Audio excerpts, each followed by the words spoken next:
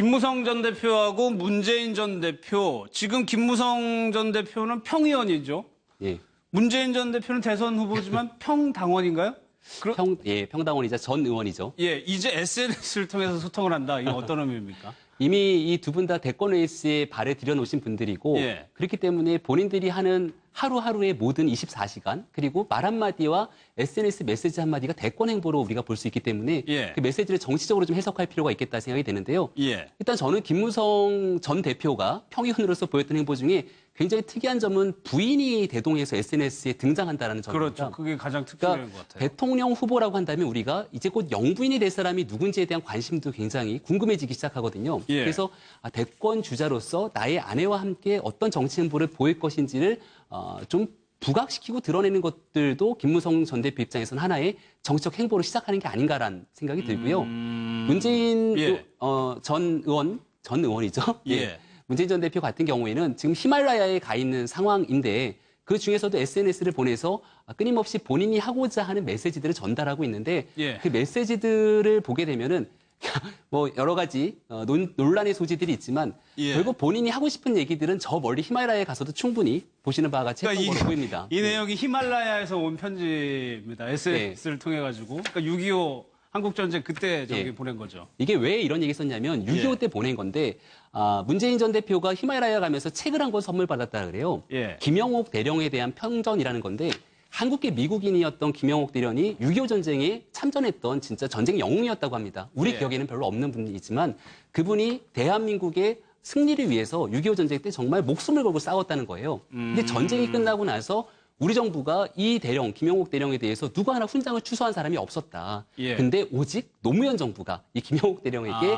훈장을 취소했기 때문에 노무현 정부에 대한 셀프 홍보 칭찬도 하면서 예. 거기서 비판했던 점이 바로 여기서 나오거든요. 약한 군대 얘기가 여기에 나오는 건데 예. 김영옥 대령이 그렇게 6.25 전쟁에서 승리를 이끄는 동안 일부 장군들은 도망가고 6.25 전쟁 때 굉장히 무책임한 무능한 모습을 보였다. 근데 그분들이 전쟁이 끝나고 나서 대한민국 육군을 이끌어갔던 사람들이 되고 그 사람들이 방산비리를 일으키게 되고 예. 이랬던 그러고 나서 우리가 자주국방을 하지 못하는 상황을 비판하게 되는데 그러다 보니까 문재인 전 대표에 대해서 너무 자기 사람 챙기기, 편가르기 식의 정치란 거 아니냐라는 비판의 목소리들도 좀 있는 것 같습니다. 예.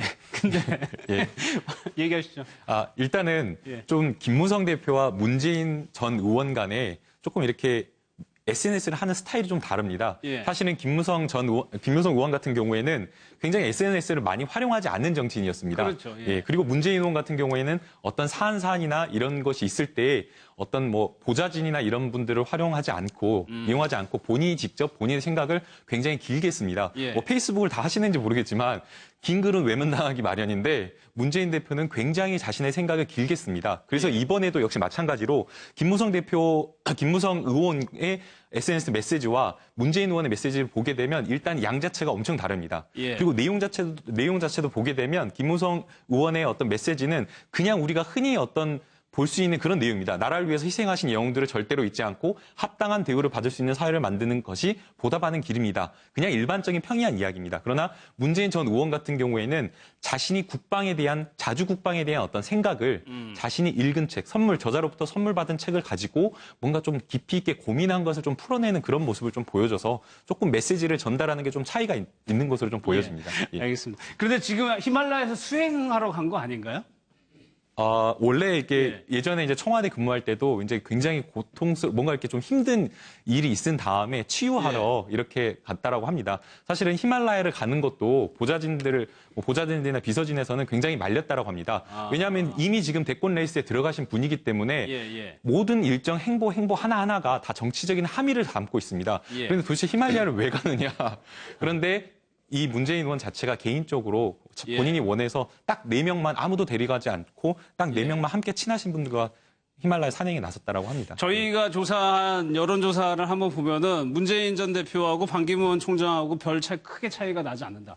문재인 전 대표 이제 돌아오면 그때부터는 본격적인 대권 행보에 들어가겠죠. 그렇죠. 아마 지금 제일 선두에 서 있는 게 문재인 전 대표이기 때문에 문재인 전 대표가 어떤 대권 행보를 취하느냐에 따라서 나머지 후보들도 발걸음을 달리할 수밖에 없다라고 생각이 들고 일단 제일 첫 번째 있는 대권의 행보로서는 전당대회가 양당이 다 같이 남아 있습니다.